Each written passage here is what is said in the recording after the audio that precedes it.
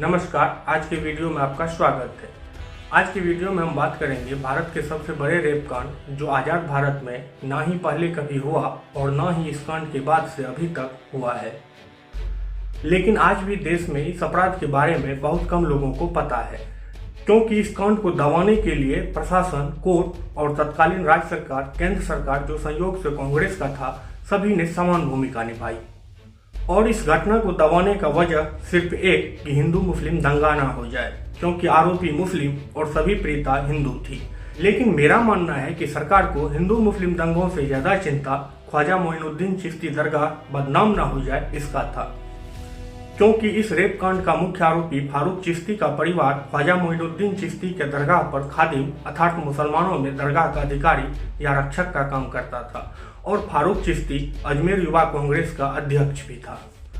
इस केस के भयावहता का अंदाजा आप इस बात से लगा सकते हैं कि ओमेंद्र भारद्वाज, जो उस वक्त अजमेर के डीआईजी थे और बाद में राजस्थान के डीजीपी भी बने, उन्होंने कहा था कि आरोपी वित्तीय रूप से इतने प्रभावशाली थे और सामाजिक रूप से ऐसी पहुंच रखते थे कि पीड़िताओं को बयान देने के लिए प्रेरित करना पुलिस के लिए एक चुनौती बन गई थी।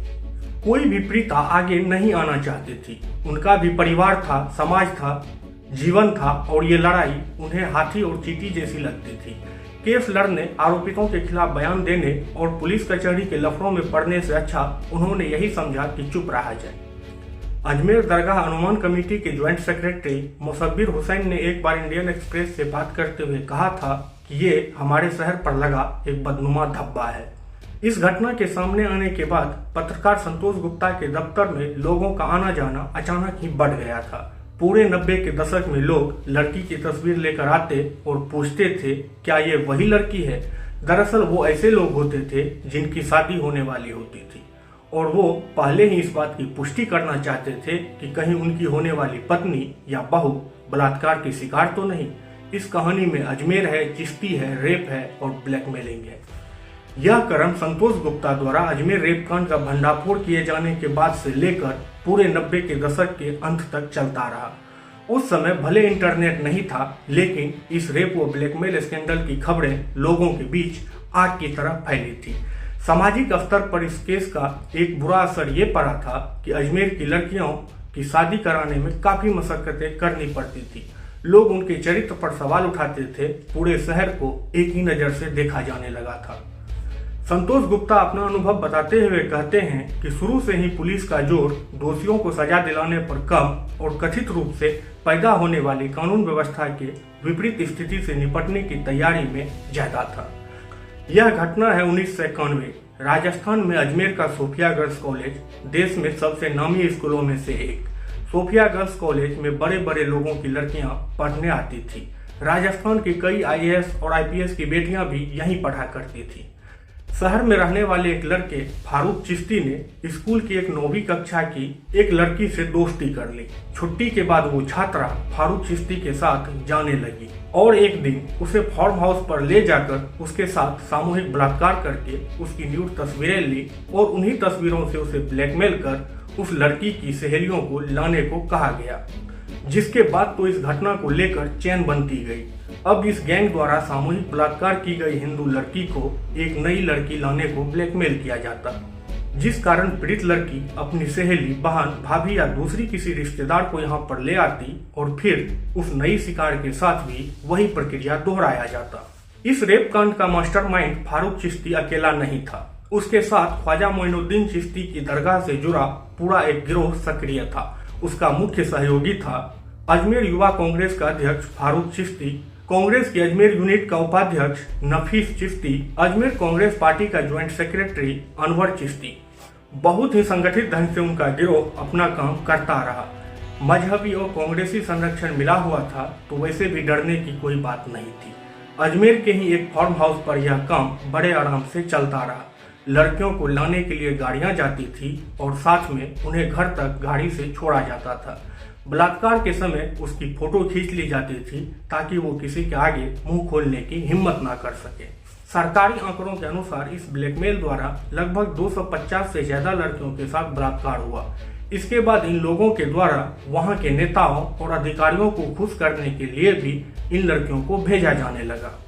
वहीं कुछ मीडिया रिपोर्ट्स की माने तो यह आंकड़ा 250 से बहुत ज्यादा है। आपको बता दें कि साल 1991 में आज की तरह डिजिटल और मोबाइल कैमरा नहीं होते थे। उस समय तो रील वाले कैमरा होते थे। जब इन कैमरों की रील धुलाई के लिए स्टूडियो में भेजी जाती थी तो रील धुलने वाले लोग एक्स्ट्रा कॉपी निकालकर अलग से उन शिकार लड़कियों का शोषण करते थे। बताया तो ये भी जाता है कि स्कूल की इन लड़कियों के साथ रेप करने में नेता, सरकारी अधिकारी, कुछ पत्रकार, इन बलात्कारियों के ड्राइवर और नौकर भी शामिल थे। ये चेन लगातार बढ़ती गई और देखते ही देखते ब्लैकमेलर्स की संख्या 18 तक पहुंच गई, जबकि रेप करने वाले गैंग में इससे कई गुना अधिक लोग शामिल थे। उसमें फोटो लैब के मालिक के साथ साथ लैब टेक्नीशियन भी शामिल थे। इस गैंग के लोग खुद तो बलात्कार करते ही थे, साथ ही ये अपने जानने वालों को भी इन लड़कियों को परोसते थे। लेकिन अब इतने बड़े पैमाने पर ब्लैकमेल से तंग आकर वर्ष 1991 के आखिरी महीने से उन लड़कियों ने एक एक कर आत्महत्या करनी शुरू कर दी। एक ही कॉलेज की छात्राओं का इस तरह आत्महत्या करना ही मामले की पोल खुलने का कारण बना। एक ही कॉलेज की लगभग 6 छात्राओं का इतने कम समय में आत्महत्या करने के बावजूद प्रशासन अधिकारियों ने कोई एक्शन नहीं लिया। लेकिन तभी वहां प्रकाशित होने वाले प्रमुख अखबार नवज्योति के रिपोर्टरों और एडिटर के पास कुछ लड़कियों का न्यूड फोटो पहुंचा।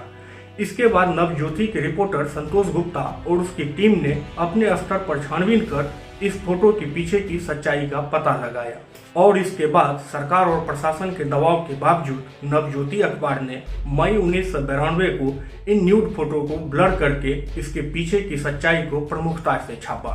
नवज्योति में खबर छपते ही पूरे अजमेर में हिंदू सड़कों पर उतर आए। इसके बाद पुलिस प्रशासन को मजबूर होकर बलात्कारियों के खिलाफ रिपोर्ट लिखना पड़ा। जब इस बलात्कार कांड का भंडाफोड़ हुआ उस वक्त केंद्र और राजस्थान दोनों जगह कांग्रेस का सरकार था, जिस कारण कांग्रेस का पूरा सिस्टम आरोपियों को बचाने में जुट गया। जो भी सामने आता उसे डरा धमकाकर चुप करा दिया जाता। कहा गया आरोपियों पर कार्रवाई हुई तो सांप्रदायिक माहौल खराब हो जाएगा। बलात्कारी मुसलमान थे, इसलिए मोमबत्ती गैंग भी लड़कियों के बजाय आरोपियों के समर्थन में खड़ा हो गया। सबका प्रयास यही था कि देश के लोगों को ख्वाजा मोइनुद्दीन चिश्ती की दरगाह की आड़ में हुए इस घिनौने और बर्बर कांड की कानों कान खबर न लगे। उन्हें चिंता थी कि दरगाह पर आने वाले हिंदुओं की संख्या कम हो सकती है। काफी समय बाद जब एक गैर सरकारी संगठन ने फोटो के जरिए लगभग 30 लड़कियों की पहचान कर ली, तब जाकर उसने इस मामले को फिर से उठाने और कार्रवाई करने की मांग की।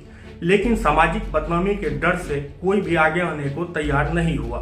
कुल 12 लड़कियां केस फाइल करने को तैयार तो हो गई, लेकिन धमकियों की वजह से इनमें से भी 10 लड़कियों ने अपने नाम वापस ले लिए।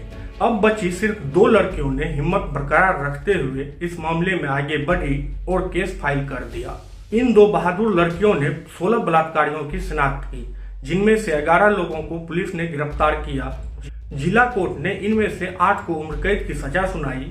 इसी बीच मुख्य आरोपियों में से एक, जो कांग्रेस के अजमेर यूनिट का अध्यक्ष था, फारूक चिश्ती ने अपना मानसिक संतुलन ठीक नहीं होने का सर्टिफिकेट पेश कर दिया, जिसके बाद 2007 में मानसिक विक्षिप्त घोषित आरोपी फारूक चिश्ती को अजमेर की एक फास्ट ट्रैक कोर्ट ने दोषी मानकर सजा सुनाई और राजस्थान हाईकोर्ट ने इस निर्णय को बरकरार भी रखा। लेकिन हाईकोर्ट ने उसके द्वारा तब तक जेल में बिताई गई अवधि को ही सजा मान लिया।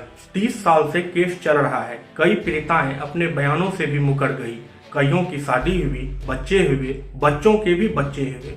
30 साल में आखिर क्या कुछ नहीं हो जाता। हमारी सामाजिक संरचना को देखते हुए शायद ही ऐसा कहीं होता है कि कोई महिला अपने बेटे और गोद में पोते को रखकर 30 साल पहले खुद पर हुए यूं जुर्म की लड़ाई लड़ने के लिए अदालतों का चक्कर लगाए। शायद उन महिलाओं ने इस जुर्म को भूत मानकर नियति के आगोश में जाकर अपनी जिंदगी को जीना सीख लिया और उनमें से अधिकतर अपने हंसते खेलते परिवार के बीच 30 साल पुरानी दास्तान को याद भी नहीं करना चाहती। और सबसे खास बात तो ये रहा कि इन 250 से ज्यादा लड़कियों से बलात्कार के आरोपियों को इस देश के कोर्ट ने कुछ ही समय के बाद बेल देना भी प्रारंभ कर दिया, जिस कारण कोर्ट का सम्मान करने के उद्देश्य से इन आरोपियों में से 3 ने आत्महत्या कर लिया और अधिकांश देश छोड़कर फरार हो गया। इस केस पर बाद में टीवी मीडिया पर शो से लेकर किताबें तक लिखी गई, लेकिन एक चीज जो आज तक कहीं नहीं दिखा वो है न्याय। अगर उस समय पुलिस ने इस केस में आरोपियों पर शिकंजा कसा होता तो शायद उन्हें फांसी की सजा भी मिल सकती थी। अब जानते हैं इस केस से जुड़ी कुछ महत्वपूर्ण घटना। अक्टूबर 1992 में एक पत्रकार मैदान सिंह की हत्या कर दी गई थी, जो अजमेर में लहरों की बरखा नामक दैनिक पत्रकार का संचालन करते थे। हॉस्पिटल में घुसकर उन्हें मार डाला गया था। इस हत्याकांड की लिंक इसी सेक्स स्कैंडल से जुड़े थे।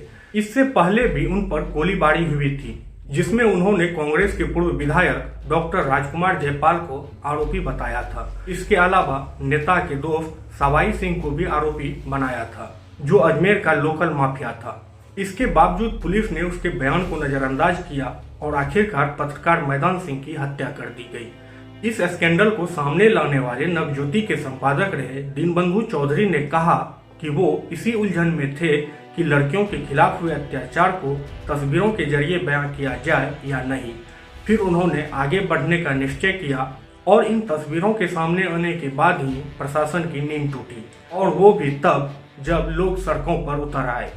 उस वक्त अजमेर में 350 से भी अधिक पत्र पत्रिका थी और इस सेक्स स्कैंडल के पीड़िता का साथ देने के बजाय स्थानीय स्तर के कई मीडिया कर्मी उल्टा उनके परिवारों को ब्लैकमेल किया करते थे। आरोपितों को छोड़िए, इस पूरे मामले में समाज का कोई भी ऐसा प्रोफेशन शायद ही रहा हो जिसने एक मत से इन पीड़िताओं के लिए आवाज उठाई हो।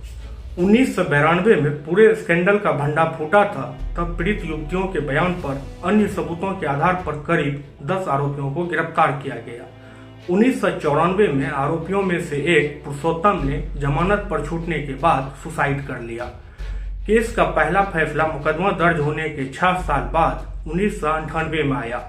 तत्कालीन जिला जज कन्हैया लाल व्यास ने 8 आरोपियों को उम्र कैद की सजा सुनाई। इस फैसले के कुछ समय पहले इस केस के मुख्य आरोपी फारूक चिश्ती ने मानसिक संतुलन खराब होने का दावा पेश किया, जिस वजह से उसके खिलाफ मुकदमा टल गया और बाद में उसकी अलग से सुनवाई हुई।